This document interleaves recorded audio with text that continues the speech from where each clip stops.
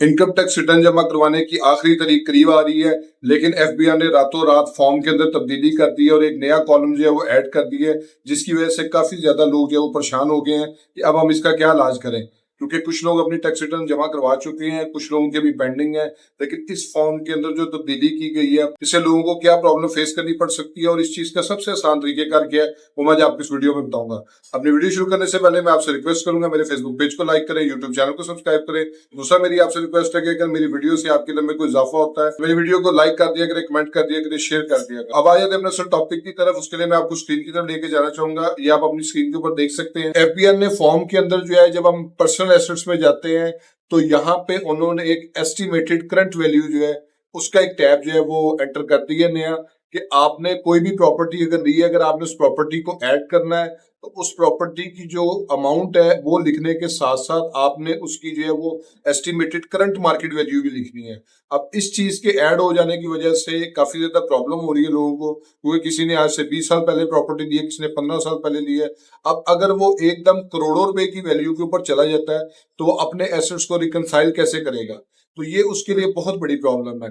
2 साल पहले अगर हम बात करें तो इन्होंने ये, बल्कि 2022 से जो है उन्होंने एक फॉर्म ऐड किया था, ये आप अपनी स्क्रीन के ऊपर देख सकते हैं, तो इसको हम कैपिटल एसेट कहते हैं। अब कैपिटल एसेट के अंदर जो है वो कॉस्ट डिक्लेयर्ड वैल्यू उन्होंने कहा था और साथ में कहा था जी आपने फेयर मार्केट वैल्यू भी एंटर करनी है। लेकिन अब उन्होंने इन दो वैल्यू के साथ साथ जो उन्होंने अब वेल्थ स्टेटमेंट में आपसे टैब में कहा जी, उन्होंने कहा जी आप एस्टिमेटेड करंट वैल्यू भी जो है वो ऐड करें।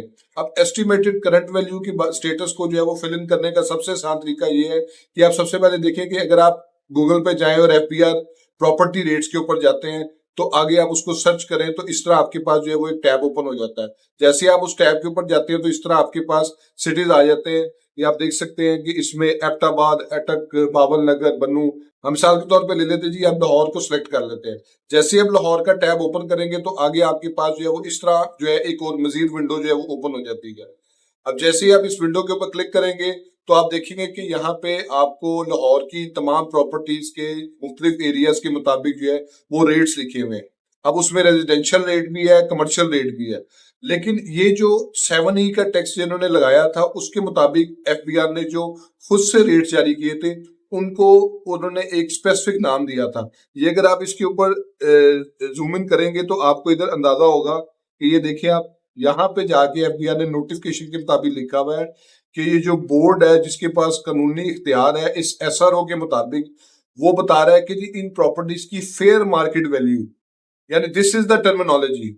और अभी इस वक्त जो सुप्रीम कोर्ट के अंदर जो केस चल रहा है 7E के मामले में, वो भी यही है कि आप फेयर मार्केट वैल्यू कैसे डिटरमिन कर सकते हैं। अब इसको डिफेंड करना गवर्नमेंट के लिए बहुत मुश्किल हुआ है सुप्रीम कोर्ट में, क्योंकि इसकी कोई एक्यूरेसी है ही नहीं।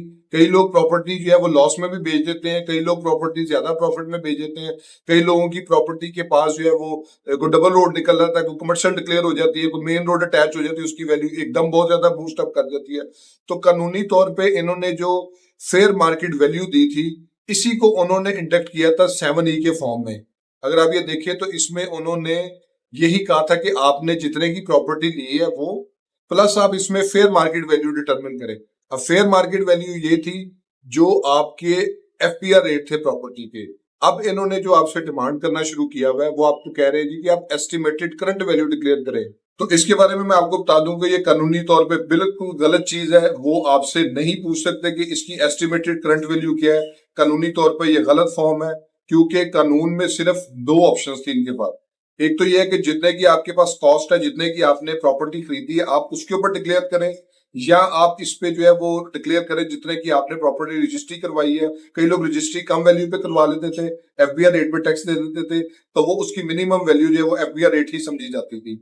अब उन्होंने जब इसको ऐड किया 7E को, तो 2022 में उन्होंने फेयर मार्केट वैल्यू जो है वो, तो इसके ऊपर सुप्रीम कोर्ट ने उनको कहा जी कि आप फेयर मार्केट वैल्यू कैसे मांग सकते हैं। अगर आपने 7E के टैक्स की वैल्यू कैलकुलेट करनी है तो आप कॉस्ट प्राइस के ऊपर करें, आप फेयर मार्केट वैल्यू के ऊपर नहीं कर सकते। तो उन्होंने कहा जी हमने चूंकि ये फॉर्म में ऐड कर दिया था, हमें इम्पावर्ड थे हम, तो इसलिए हमने फेयर मार्केट वैल्यू खुद ही जो है वो रेट डिटरमिन कर दिए थे। तो इसकी वजह से सुप्रीम कोर्ट ने उनको 50% तक अलाउ कर दिया था।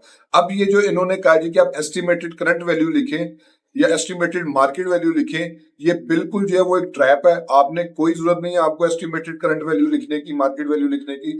आपने सिर्फ ज्यादा से ज्यादा करना ये है कि जो आपकी कॉस्ट वैल्यू वो लिखे और जो आपकी उस प्रॉपर्टी का fair market value FPR rate के मुताबिक बन रहा है वो लिखें। आपको कोई जरूरत नहीं है इसको करने, क्योंकि जब आप इसको डिक्लेरेशन आज की मार्केट वैल्यू पे दे रहे, मैंने तो 10 साल पहले प्रॉपर्टी ली थी 50 लाख की, अब वो प्रॉपर्टी जो है वो 2 करोड़ की हो गई है, तो आप अपनी डिक्लेरेशन में खुद से फंस जाएंगे।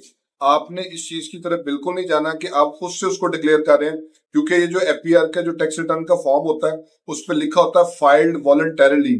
जब आप खुद से एक चीज डिक्लेयर कर देते हैं, हाँ जी मैं ओन करता हूँ कि ये चीज इतने की है, तो आप उसके मुताबिक बहुत बुरे तरीके से फंस जाते हैं और आप उससे जो है वो बिल्कुल डिनाई नहीं कर सकते किसी भी स्टेज पे। तो आपने सिर्फ और सिर्फ कॉस्ट प्राइस लिखनी है कि आपने प्रॉपर्टी ली कितने की, और साथ आपने उसका सिर्फ और सिर्फ फेयर मार्केट वैल्यू जो है वो देनी है।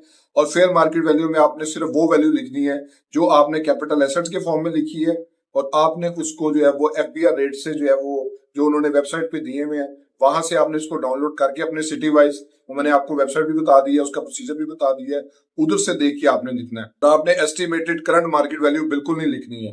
होप सो आपको ये वीडियो पसंद आई होगी।